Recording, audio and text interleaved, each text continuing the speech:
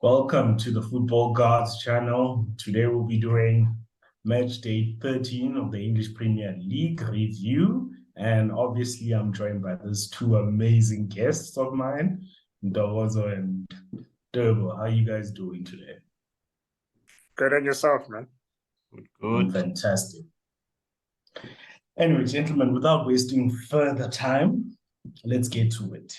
And we're going to start with the shocker of the weekend, which was Nottingham Forest versus Liverpool. Any thoughts, Ntogo? Dude, it really was a surprise. I wasn't expecting it. Despite, I know Liverpool have got a lot of injuries, right? Yeah. Which is tough, but I did not see them losing. Worst case would be a draw, I guess, but for them to lose was a real surprise for me. And like, to be fair, I know everyone is like being a bit harsh. I know Nkulego is still but top on Ipampara, as we say. But yeah, yeah, I don't think any manager would really cope with the amount of injuries that he has and the amount of changes within the squad in J. Like it's honestly like Murphy's Law for Liverpool at the moment. Everything that can go wrong is going wrong. And I honestly thought they were, building up to something or gaining some momentum, following on from the City win, and then they beat West Ham, it was during the week, yeah? And then for this to happen, it's like another two steps back.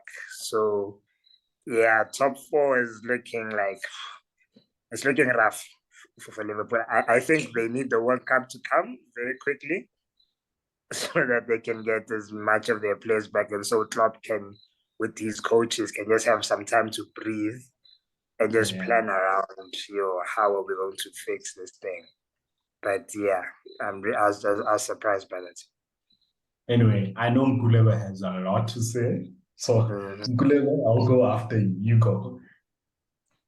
First of all, who are these players that are allegedly missing, that are just messing up with Klopp's form? Like, can we name these so-called key players that if they come back, it will be different? I don't get. I can name them. Who's missing? I can name. Who? I can name. Who? Matip. Konata just came back from injury. Keep that in mind. Thiago, in that Nottingham Forest game in particular, got an ear infection, which is weird. And that tells you that's Murphy's Law. Like Ndawozo said, it's actually Murphy's Law. How does he get injured then? Okay. On the warm-up? If that, Liverpool was an African team, would say they've been bewitched. Exactly. Okay. Exactly. With that being said, the Liverpool title-winning team, who was in that team? Fabinho. I'm not finished. Firmino. I'm not finished. No, you counting I'm not like finished. You counting Konate and then Thiago, who are like. I'm not finished. Yeah. Okay. It's Matip, Konato, Thiago, what's his name? Luis Diaz, Jota, 1-5 now. Who am I forgetting? Navigator. Oxlade-Chamberlain, man is gone. Arthur, they signed him to be a replacement. He's injured. He's never played. So you've got 9 players who are injured. That is no joke for any coach. Not even Pep can cope with that. And considering that they've played 3 games in 7 days. Exactly. So that you didn't have a chance to properly rotate the squad. So in as much as you may look at it and say the first 11 that he put out was good enough on paper to win the game, when you add the context of those players played 3 games in 7 days, then, I mean, it really makes it tough. It's It's so funny that people seem to mention this. When Liverpool last season had no players injured and they had like fully fit, allegedly they had 3 good teams, 3 starting lineups that could be competitive. So? Everyone was 3 yourselves. You were like, Liverpool has so much depth. That's why they're challenging on all these 4 titles. They've these two players the position. This was the common theme amongst every Who said pundit. so? Pundits were Who saying said that, yourselves were saying that, but now there's there's actually an opportunity for it to be proven that Liverpool have depth. 9 players out. Same Liverpool, they only just lost money and they replaced him with Nunes, whatever. But Liverpool still had depth like from the last season. So all of a sudden, No, man. injuries are a problem. No, I get those points about a lot of games in a short 10 players. period of time.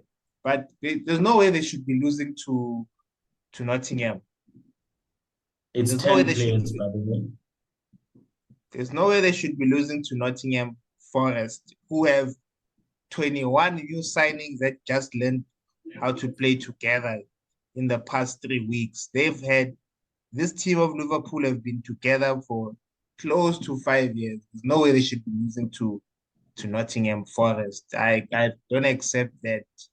As if they lost to like Arsenal, Man United, Tottenham, Newcastle, I would accept. But Nottingham Forest, guys, bottom team on the log, to lose like that, no ways, guys. No, look, no way you look.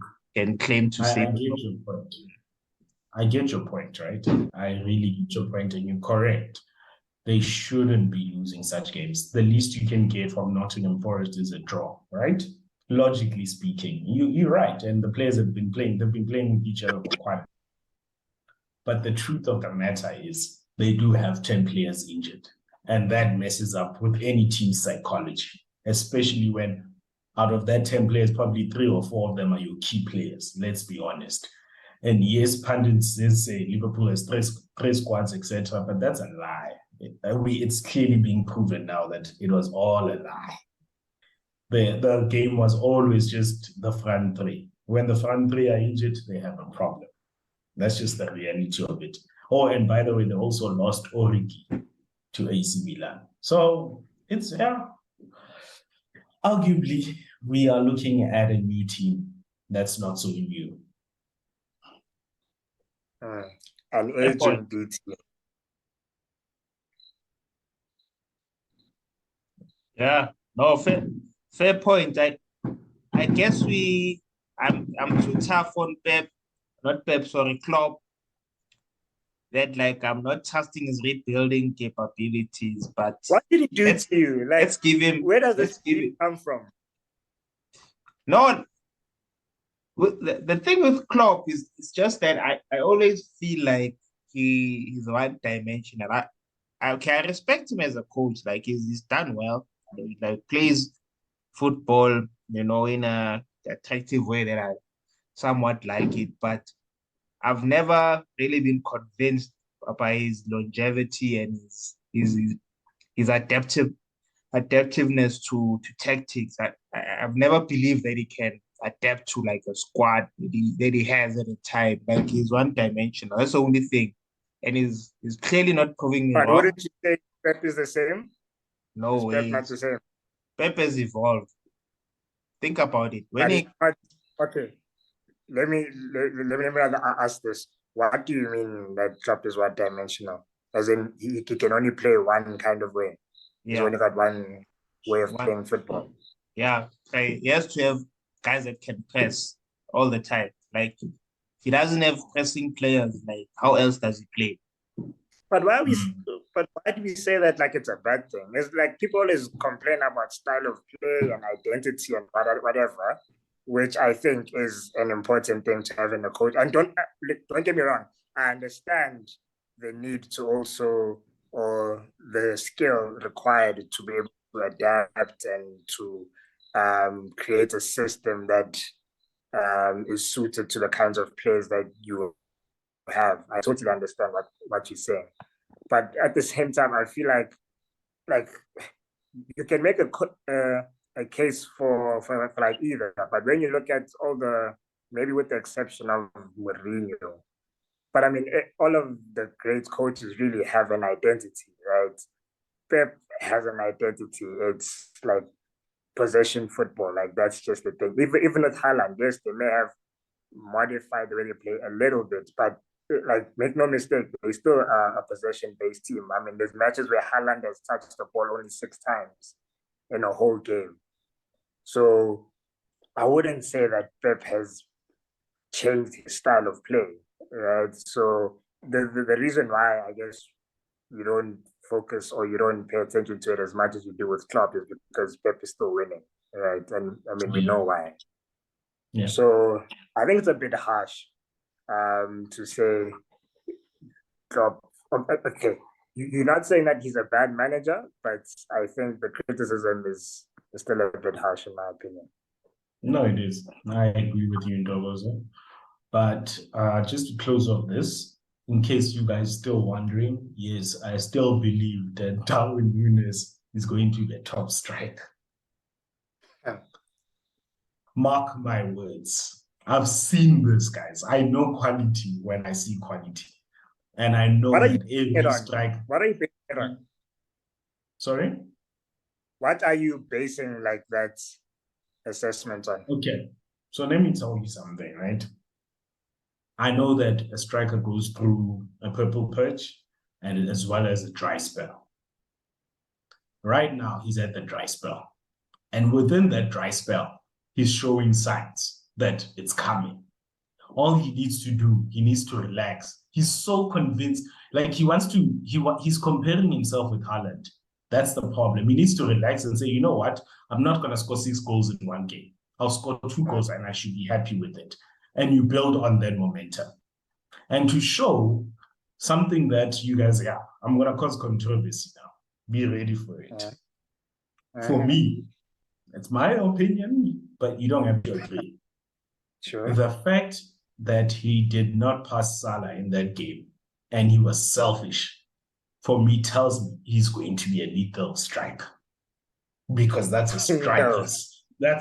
I'm telling you, he doesn't have a football brain. He doesn't have a football brain. That's what that tells me, right? And and the lethal striker. You know what this guy reminds me of? Honestly, I've figured out who Darwin Núñez reminds me of. All jokes aside. Okay. Guy is Nicholas. This guy's because look, think about it. Think about it. Remember Benna? Benna's movement incredible. Like Benna, like Benna always had chances. Like always. Like, and as an Arsenal fan, I remember we used to always think like, this guy, once he gets the thing, is gonna be amazing. Because he had everything. He had like the physical attributes. He was big, strong. He had the movement. He wasn't slow. He was, he was mobile for like a big guy. But for some reason, it just didn't work out. Like, he just wasn't like a natural finisher, which I think is still, as far as being a striker goes, unless you get like a volume of chances where, like, you become a low of averages guy and end up scoring a lot of goals because you get a lot of chances. And Liverpool don't create that many chances for him to become that. I don't think this guy is going to be. No. I'd have to disagree. With the comparison. That's way off. You cannot compare the Núñez to Bednar. I'm sorry. I believe Núñez is in the wrong league. I think in a slower league, if you went to Spain, they'd be like off the charts, right? I think he's too slow. He's not as athletic as a number 9 that would work in England. And he's also playing for a coach that plays a front foot type of football as well. So I believe he's not like, he's good, but he's not the world class that we think he is, because I can definitely see that, though mentioned a good point, his football brain is a bit lagging. I can see. And guys, bear in mind, he is young. He's in a new league. Portuguese league versus English Premier League are 2 different levels. Number 3, he will learn football the Klopp way, and you will see him. Trust me, you will see him. Darwin Nunes, Nicholas Bentner, Alvaro Morata. Same player. Same player. Morata, this guy is Morata. Like, he's Bentner. These guys always have chances. Like, and look, that's a good thing, right? Like, I'm not saying it's like a complete cow. That's a good thing. Yeah. Yeah. They just not natural finishes. I think that's what it boils down to. We'll see. Time will tell. I'm still sticking by my story. Anyway, gents, we've got an interesting game that I watched. Man City versus Brighton. I think that was an amazing game. And I'll tell you why. Yes, Man City won 3-1. Yes, Haaland scored 2 goals. But that's not the point. The point is, when I watched the game, the first 20 minutes, I realized that Brighton actually had no formation. They didn't choose any formation in particular. They played man-to-man, one-on-one. And for that 20 minutes, Man City did not know what to do. But that's where individual brilliance comes. Because Pep showed me in that game that he's actually a GOAT. He quickly realized what they were doing, and he said, fine. Gave an instruction to Ederson and said, bruh, all the players are marked man-to-man. Throw it straight to Haaland. Let's see what will happen. And guess what happened? Haaland scored, and that destabilized Brighton. And then it was free for all from there. But I must admit, it was a great tactic by Brighton. But the fact that they just needed to stay with it throughout. Oh, wow.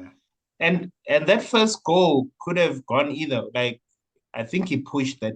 Like, it was 50-50, but it's one of those. Like, yeah, I think the mistake cost them. Because, to be honest, they lost all those goals or mistakes for. I don't think Brighton deserved to lose that match. They really took on City. They didn't sit back and say, this is Man City, we're going to defend. It wasn't that type of a game. They knew that they had the belief that we can get a point at least. And they brought the game to them as well.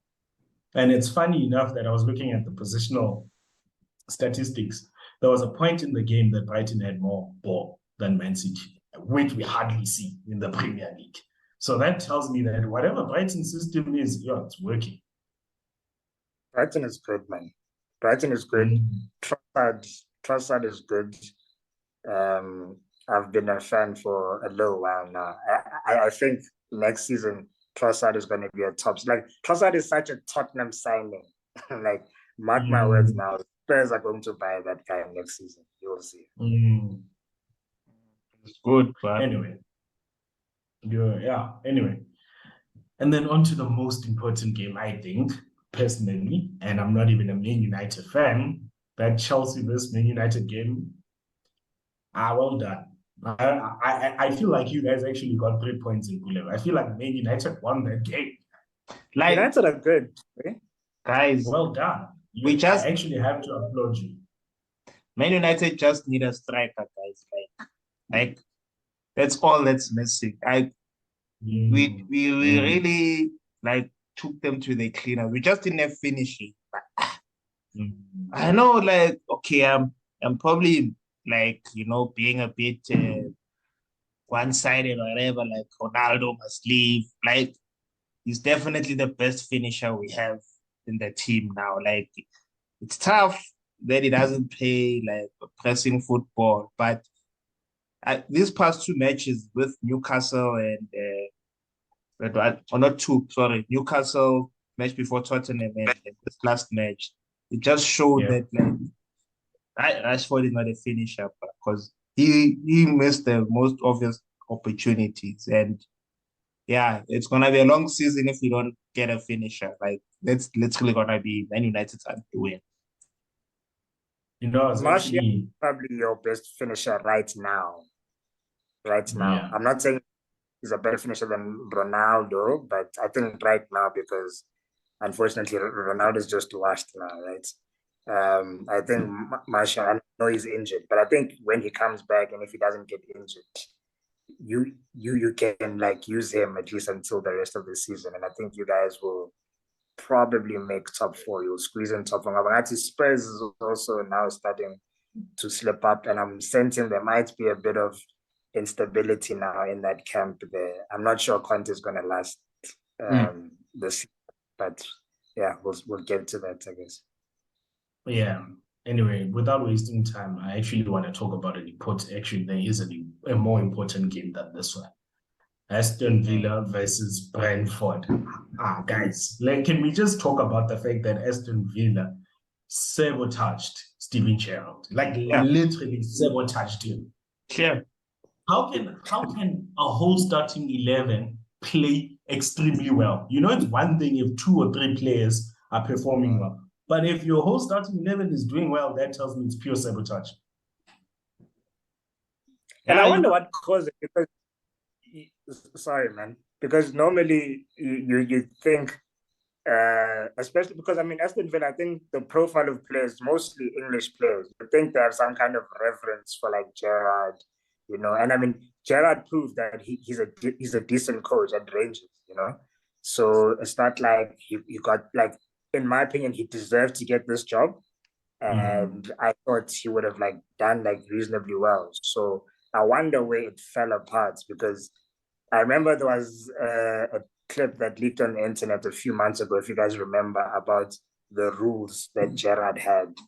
He has been finding guys for everything there. So maybe, I'm just speculating at this point, maybe that thing started there. Maybe he became a bit of a dictator, for lack of a better word, in the dressing room, and players were just like, nah, this guy, he needs to go. So yeah. Good point there. Because even they're saying that the dropping of Terren Mings as a captain as well, that affected morale. He could have tried to change too much in a short space of time. Yeah, he's a disciplinarian. That's the problem. And he went too far with it.